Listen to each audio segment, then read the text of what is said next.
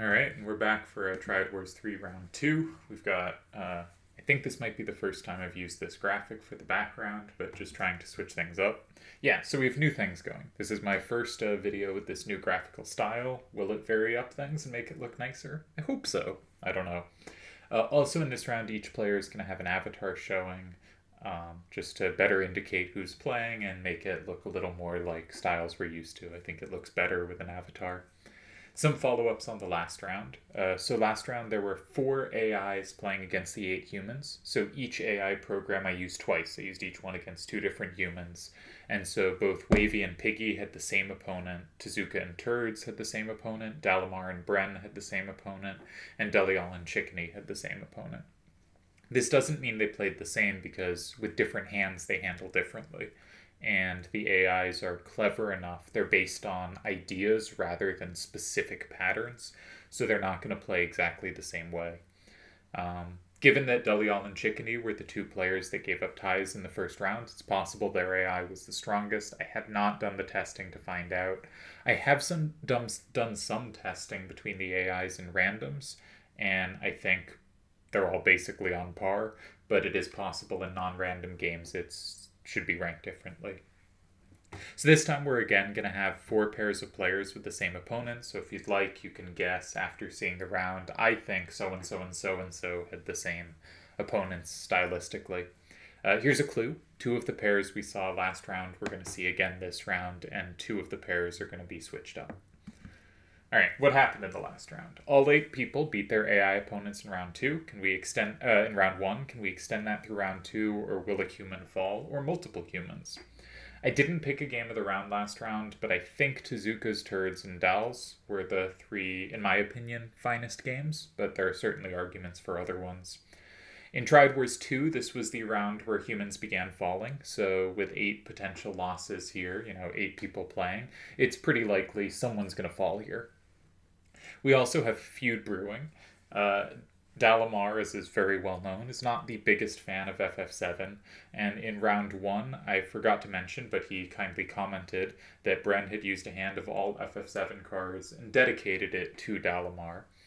And when I forgot to mention this, yes, Bren made sure to restate it. Dalamar has since called Bren evil, and I attempted to de-escalate by saying fight, fight, fight, which appears to have de-escalated because the fight did not continue, so very well done by me, and we'll see if this rivalry will continue into round 2. Our rule set is level 3 through 5. Your total level of the 5 cards you choose must equal 19, and no card can have the number 3 on it. So this means no 6632s on level 3, because that is a 3, no 7632s on level 4, no 6763s on level 5, or 7743s. So I was trying to eliminate a bunch of the standard power cards. There are 3 ways you can build a hand based on the level restriction. You can go 4-4-4-4-3, which has the fewest level 3s, but you don't get any level 5s. You can go 5-4-4-3-3, which I see as the balanced option, and you can go 5-5-3-3-3, which is the most level 5s you can get, but also commits you to the most level 3s. So what happens when you abolish 3s? Also abolish ice. When 3s are gotten rid of, the main use of 3s is usually powering up 6s. A lot of the cards we saw it on very powerfully are 6-6-3-2s. Cards where the 3 has 6s to play with, because it gives the 6s a way to handle 7s. And so 6 focus cards should lose some ability to combat 7s because they can't plus wall them anymore. It should be noted though, 3s did give 7s a way to plus wall against 6s, so 7s do lose some ability versus 6s as well, but I think very clearly 6s are losing a lot more power than 7s, and so we should expect in general the number 7 to be a bit more powerful than it normally would be, and the number 6 to be a little less powerful. It is possible to have more 6s in your hand than it is to have 7s, and with 7's advantage, I'd expect people to lean a little more 7 building, and my prediction coming into the round, and we'll see if this bears out, is that we're going to see a similar number of total 7s used as 6s used. And we have the question of how are you going to be able to deal with both 6s and 7s, the 2 most powerful available numbers, if you don't have kind of that 6-3-2 type ability where the 6 can plus wall both 6s and 7s. All of these levels are going to get weaker without access to the number 3, but the 632 problem is going to hit levels 3 and 4 worse, I think, than it hits level 5 cards. I think, something like a 6762 or a 7741 is still very, very powerful, while a 7642 might not be quite as good as a 7632, and level 3s really like having 6632s. So my instinct is that level 5 is going to increase in power compared to normal and compared to the other 2 levels, and thus my guess would be 55333 hands are the most powerful, and 4443 hands are going to be the least powerful. Will this prove true? Dunno. I wrote this before the games have played out, but that was my thesis coming into the round. So a few thank yous. Thanks to all the players for playing. Obviously couldn't do this without you. Thanks to Dalamar for organizing a spreadsheet of all the cards allowed. This was tremendously helpful for everyone putting hands together. And thanks to Tezuka, who asked me what he could do to help out, and I said I have to put hands together, and he offered to make the hands, so I gave him a bunch of the AI's assigned hand type, and he put together hands for me and did a great job. And I'm really appreciative of that help, because it took away one of the few things I have to do to make this run. And he did not make the AI that faced him. I made sure to make that one, the hand for the AI. So much appreciated, everyone, and let's get on to the games. Hopefully I haven't babbled too long. It's like I've only been going 6.5 minutes before getting to games. All right. So first game, we have Turdz versus Oren. This was the first game to happen of Triad Wars 3, round 2, and Oren goes first. So Oren, you can see, built a 5-5-3-3-3 hand with really powerful 7/7s and then 6/6s with 2s, so they can play off each other really well. Turdz, on the other hand, went with 1 7/7 corner. He went 5-4-4-3-3, so he picked a 7/7 corner for his level 5, 2 7/6 corners for his level 4s, a 7-4-1-4, which is going to turn out to be a very popular choice for level 3, and a 2-5-5-5 looking to be able to counter opposing 7s. And a couple people looked at 2-5-5-5s. That was an interesting card choice I didn't really consider. I didn't think anyone... It just wasn't something that came to mind for me, but a bunch of people went with it. So the AI starts with 2-6-6-2 in 1. And Turdz, after some thought, replied 6-7-4-2 in 4. And I think this is a pretty bad move. I have talked a lot about capturing opponent starters. I made a bunch of videos in my Advanced Academy series about capturing opponent starters and how specifically doing so with the plan of an L. You capture, they are very likely to recapture, so here they are very likely to go in 2, and then you can either go in 3 or go in 7, setting up an L. But the key point of those Ls is you kind of need a few things going on. You want safety for at least one of your 2 cards facing out. So if you go in 3, you want safety for at least one of the cards in 2 or 3. Or if you go in 7, you want safety for at least one of the cards in 7 and 4. And you want them not to have a threat in 5. Because if they can go in 5, it's often great for them. They're going to have more locked-in cards than you do. But if they can't go in 5, you're usually in good shape. So you really want to just calculate that extra move, not just I have an L with good numbers facing out, but do I control 5?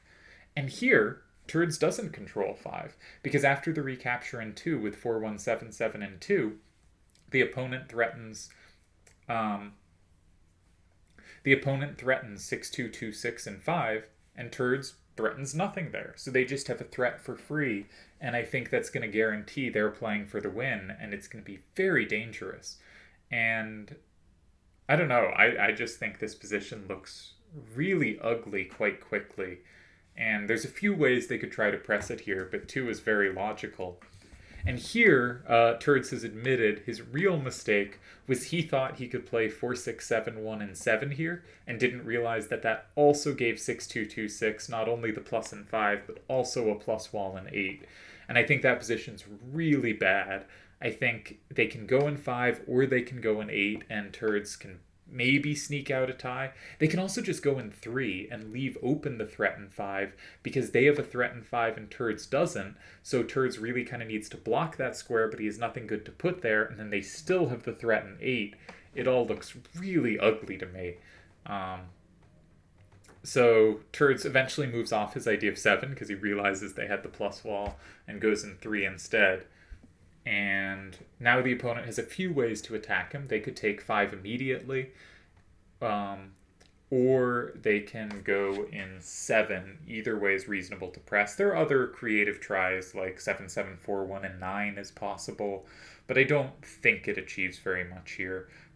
Losing all rightward power makes it difficult to take enough cards at the end to actually get a win there. So I think the choice is, unless there's some weird idea in 8 I haven't looked at, but is likely to be, moves in 5 or 7. And if 6226 in 5, I believe, because that will give up all their leftward power, Turdz gets away with 7414 in 7 and should be able to tie there. So they end up going in 7 and keeping a little more directional power. And here Turdz does manage to eke his way out to a tie, 7414 and 8. And we get to the tie. But I think this was a really, really shaky game. I think probably the worst Turdz has played in any of these tournaments. Just missing a plus wall, making a move that fundamentally the capture of their starter didn't have the kind of follow-up you need, where it couldn't set up that favorable L, it sets up an explicitly bad L, and then he has to struggle to a tie. Really sloppy game. In some ways, I don't want to be too harsh. Turdz said this was a pretty terrible game, and he's okay if I'm harsh. But in other ways, I think this was just a really kind of poor start to the tournament. Or to this round of the tournament. And he did get a tie, and he did get to a tie without ever feeling really in danger, and I don't think he was ever lost or anything. But I think just kind of positionally very sloppy. And so we move on to game 2. He survives. He changes up the hand. He moves to a 5-5-3-3-3 hand using 7-6-6-2s, which I think are very strong and were used a bit, but not quite as often as you might expect. People were more likely to go with 7-7s, as we'll see throughout the tournament. 1-4-7-4 remains a popular choice. Includes a 6-2-6-2 in his hand. And Hecht Eyes 4-1-7-6 is a good shout that I'm not sure if anyone else used, but it is a level 3 card that's a 7-6-4, which is very powerful, and they got rid of a lot of those, but this was the one that remained, and so it was probably the single most powerful level 3 card available. It was a good spot. Here, Turdz starts with a side starter in 6. This was similar to the starter he's played in Game 2 of his semifinals against Delial in Triad Wars 2. Similar concept.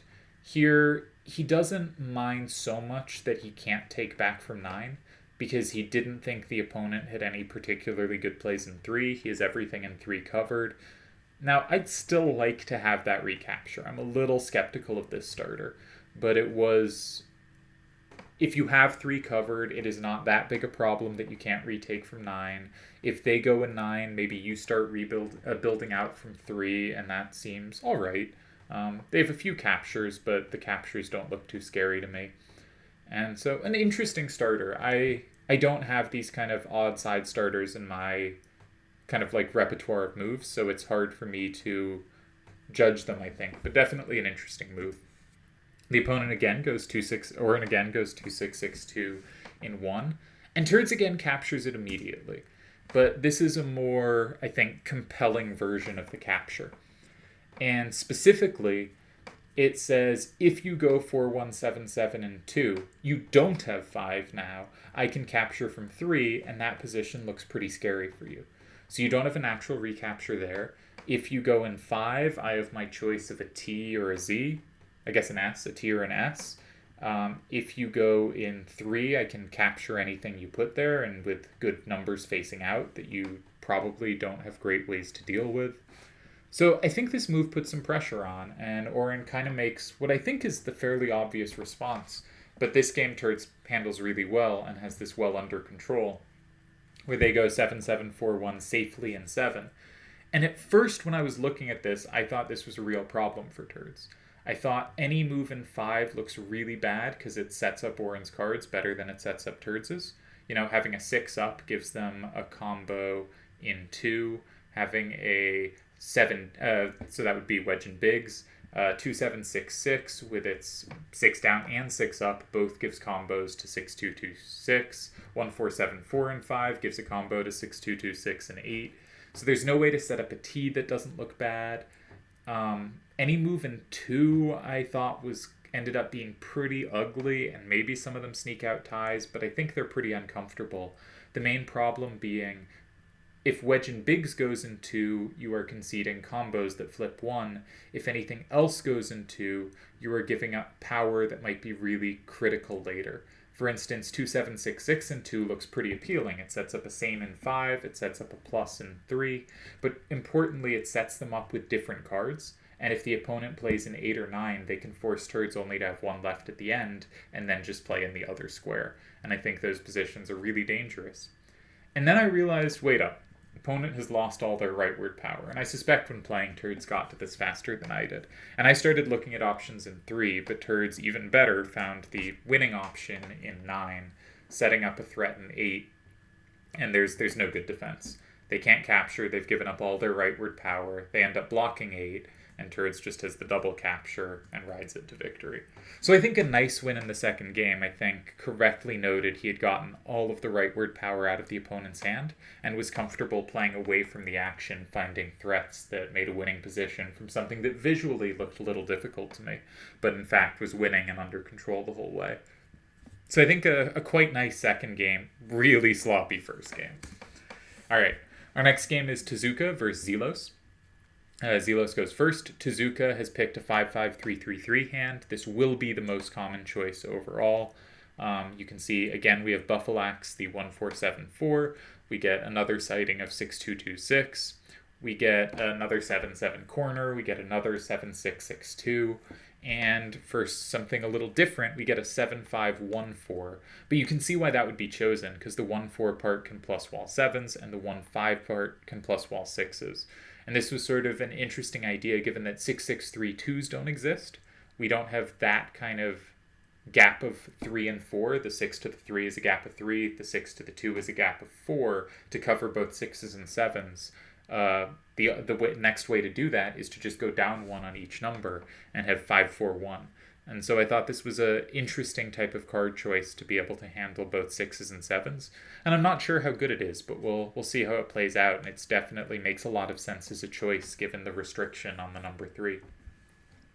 Zelos' hand, on the other hand, was designed to start with 4-1-7-6 in 3, and then it has 5-2-6-4 to recapture from 6, 2-6-2-6 to recapture from 2, and then the other cards are designed to recapture those recaptures. Yeah. So they're maybe not doing super clean job of it, actually.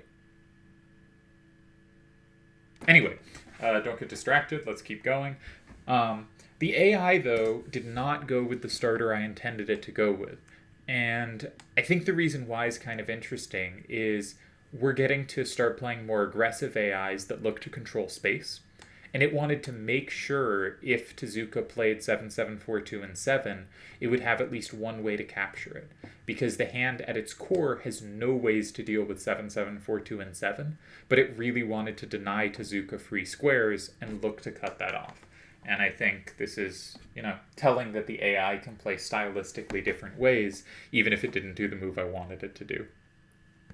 Now, Tezuka went 1-4-7-4 and 1, which is a move I like. I think there's a bunch of options kind of creating half safeties, stuff where the AI's hand, where Zelos' hand can take it one way but not the other. Like another move that comes to mind is 2-6-7-6 and 4, which has the funny factor that because the opponent's hand has only 6s and 2s to the right, any card they put in 1, Malboro can plus or same in 2. Just really showing that having repetitive numbers in your hand can be a problem, and Zelos cannot take it at all from 7. Though Tezuka mentioned he played this in 1, he was also thinking about 2-6-7-6 in 1, maybe in 4, that these were the cards he was really looking to exploit the fact that they have trouble dealing with his 7s down, and those were the cards he was looking at. They go in 6, which again, from a deny squares, makes a lot of sense. Right, with that 2 up, it denies 7-7-4-2 safety in 2, which would in turn make the card in 1 safe because Zelos can't take 1 from 4. So the kind of natural follow-up for Tezuka was just to block 2 with the 7 facing out, and this covers that by setting up a plus there.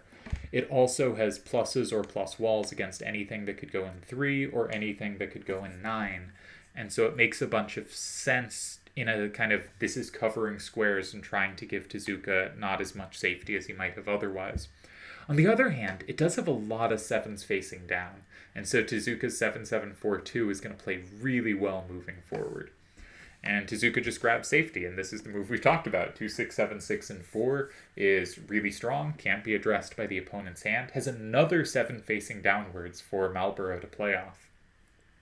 And I think this is probably just winning. The computer sets up an S with 5-2-6-4 in 9, and I think Tazooka finishes the game pretty cleanly with 7-5-1-4 and 2, with the point that if they capture, Tazooka is going to play Malboro in 8 and combo back. The AI ends up blocking 8, and this leads to a quick and comfortable win. So a nice win for Tazooka, has won both rounds in a single game very comfortably, and is looking really strong moving forward. I'm very curious to see what he does in the future rounds. So then we get Wavy versus Ultros. Wavy supports the Denver Nuggets, as I learned. Denver Nuggets are great. Go Nikola Jokic. And I hope they do awesome this season. That said, his hand is a really interesting 3-3-3-5-5, where the level 5s are not power cards, right? 2-7-5-5 is a card with strength you'd find on level 4, and he's using a level 5 for it. 7-2-6-5 is not a power card either, but I think we'll see the numbers play off each other nicely. The 5-5-2-5 has a bunch of 5s for the other cards to play off. On the other hand, it also has a lot of cards for Ultros' hand to play off. And this is one of the hands Tezuka made for me, and I think he did a really nice job with it, where the 5-2-7-2 and 5 is the intended starter, and then this 5-2-2-7, 2-7-5-2-2 pair can play off it really well. And just all the cards play nicely. I think it looks really clean and uses quite powerful cards nicely, though somewhat offbeat cards too. Sadly, the AI did not play the intended starter of 5-2-7-2 in 5, and yeah, it ended up playing it in 9 as a weak corner, which is an interesting move too, and playing it immediately sort of still is going to set off some synergies. And Wavy was saying he actually felt this spot was pretty difficult for him because the opponent's 5-7 cards, having so many 5-7 cards, meant he didn't want to play something like his 5-5-2-5 early because the opponent's going to be able to play off it better than he will. And similarly, the level 5 cards, he thought the opponent's cards are going to play off really well, and I don't want to be setting them up. So he thought for a little, and then found this really interesting move of just capturing it from 6, and just looking to play the 2-4-6-4 and get numbers on the board like 4s facing out that the opponent's hand has no way to specifically use. But this is a really clever move. I really like this move. I think it might be the best move of the round, or one of them. Because if we look at the opponent's recaptures, even though they played this weak starter with this 2 facing to the left, they don't actually have many ways to capture it. They only have 2. And 7-7-2-4 and 8 can be comboed immediately by 5-5-2-5 and 5, and that looks really dangerous. There might be ways to survive that, but it looks pretty horrible. So that's kind of out of the question. And then the other recapture we'll get to in a moment, there aren't really ways to not recapture that look all that comfortable. Like 5-2-7-6 and 3 is covered by 2-6-1-6 and 2. Something like 2-7-5-2 and 3 might work. There are so many low numbers facing out that having last turn is going to be really valuable. But it uses up so much rightward power that Ultros will not be really well set up to deal with the resulting complications. So it makes sense that Ultros just recaptured their starter, but this was exactly Wavy's plan, and he plays a really nice move. Maybe not as brilliant on its own, but I think really brilliant to have seen from a move away, to have seen I can capture, force you to recapture this way, and now set up here. Threatening pluses in both 5 and 7, and I believe this is just winning.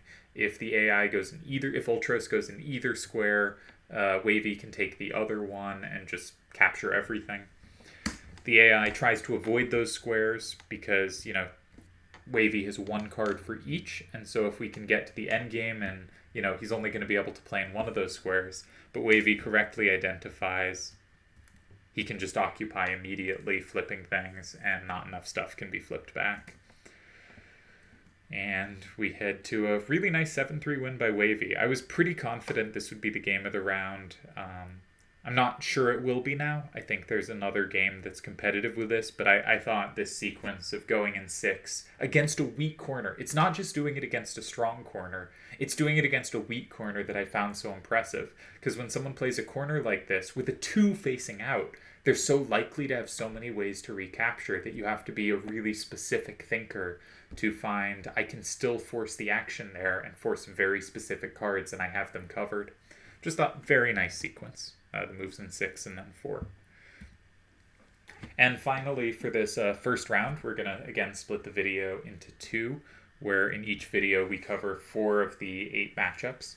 So this is going to be the first video of round 2. We have Dalamar versus Feifon Wong from Xenogears, and Fei's going to go first. Dalamar picked a 5-4-4-3-3 hand, and Fei has picked a 3-3-3-5-5 hand, which again will be the kind of standard hand choice of the round. Fei goes first, and again did not pick the starter I was intending for them to play. This hand was built around 2-6, 1-6, and 5, with the other cards intended to be able to play well off it. But again, we can kind of figure out what's going on from the perspective of denying safety. That specifically, this hand had no way to deal with 4-1, 7-7, and 3. And this sets up 7-1, 2-5, and 2 to be able to take it. So again, we're starting to see in the AI this ability to control space. And I think that's really what we're going to see most this game, is spatial control from the AI and trying to apply pressure, not by necessarily setting up your own combos, but by denying the opponent what they want. So Dalamar has a few interesting options. I was looking at 7-2, 4-6, and 7, because I kind of like half-strong moves and something that sets up some nice pluses in 4 that Fei does not share. Dal went a different direction. I think his hand is well built to support it, so I do like the move, which is 7-2, 4-6, and 8, where 7-5, 1-4, again, Tezuka used this card too. I think both use it nicely here. Can capture in 7 and 9. I forgot to mention, Dal's also the first player we're going to see, and possibly the only one, using 6-6-6-1s, which are very interesting cards here, right?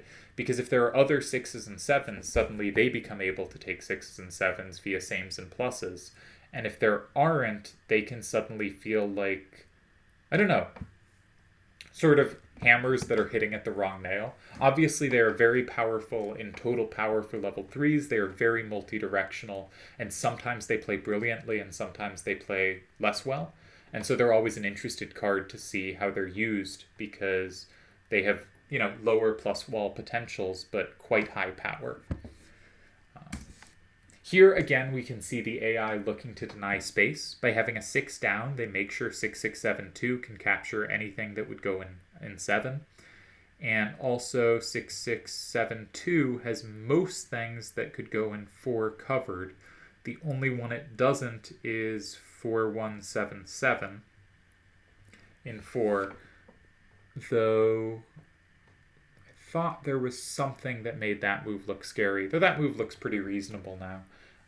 But it does give Fei 7 for free, right? Any move in 4 is going to concede 7 for very little. There are moves in 2 and 9 that are worth considering, but of course those concede lots of structural options. And none of them are safe, right? The 6s to the right in 2 can all be plus walled by 7-1-2-5. Anything in 9 can be taken by 6-6-7-2. So without ability to find safe moves, Dalamar kind of has to find a clear plan to force something. And I think this is not an easy position to play. I think his first move was reasonable, but he is now under some pressure. I quite like the move in 1, and has to find a path. And I think chooses a really nice way to clarify the game and get back to safety, which is he ends up going in 4, but critically he gets a card out of his hand that is not going to play well in the kind of down left nature of the game once the squares 4 and 7 are filled up. And so even though it gives a free square, he can now block 2, and that 6-6-7-2 is no longer quite as good because Dalamar has 7s that can face down, and I think he found a nice way to clarify this into a draw. And we quite quickly hit a tie, And I don't know, I liked how this was handled. I think the move in 4 was a nice find because it is an awkward looking move to me, right? It just concedes 4 and 7, and you really have to have made sure that you have future options covered. And here, Dalmar did quite nicely. So I thought a game where he was under pressure early and found nice ways to negate that pressure. So we move on to game 2. This time Dalamar goes first. That was cut off, but we can assume there was a T there. Dalamar changes his hand a bit to really go hard on 6/6/5s, which is an interesting choice, and the clear plan was to get something with as many 6s as possible in 5, and thus to set up plus walls with the 6/5/6s. On the other hand, and the 1 can be played off too, because the 1 sets up pluses with the 6s. And the 6/5/6 part should be able to handle some 7s. And can handle any 7 where he can touch a 6 to make the 5 + 7 = 6 + 6 work. The problem with that is, though, if they play a 7 at the top, he can't set up against it, and he's actually not that well oriented to fight 6s. So after 6/2, 6/7, and 3, that's just completely safe. And if an opponent can play a completely safe move on move 1, it's going to be a very dangerous position and a tough position to save. So I think this is already really difficult, because while you can definitely see how the cards could play off each other to handle 6s and 7s, in this scenario they just don't deal with Elastoid at all.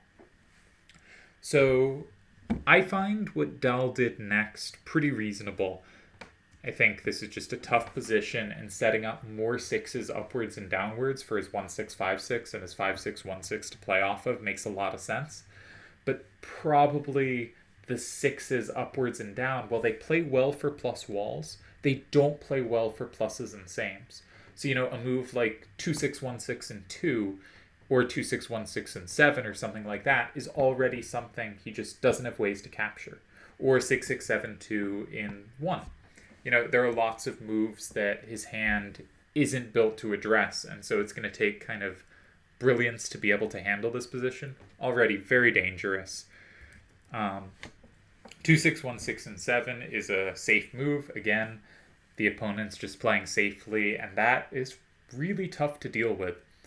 And here, I think we have to go into a formation. So the question is kind of, are we going to play a Z by going in 6, or a Q by going in 8?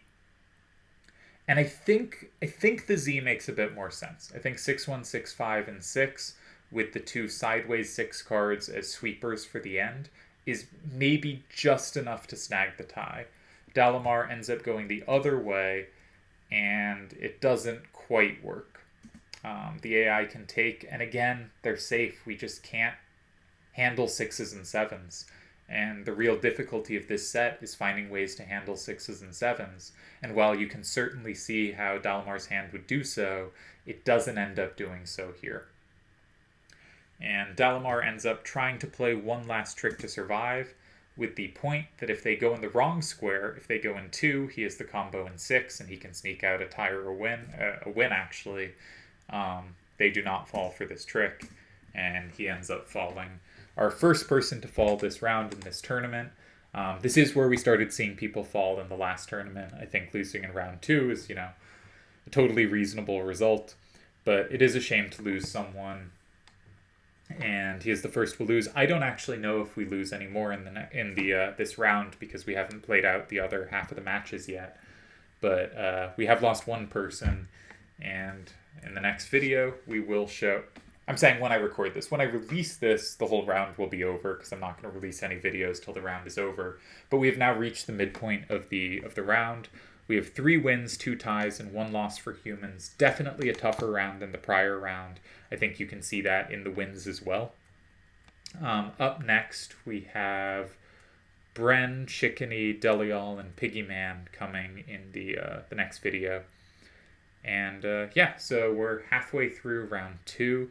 I think some interesting games. I think probably the worst played game of the round, despite not being a loss, was Turd's game, his first game. Really shaky stuff. Really fell apart there. But a good game too by him. And obviously, Turdz is one of the favorites to win the tournaments and has played fantastically well in all these tournaments so far. So there was going to be one shaky game in there, but it's pretty shaky.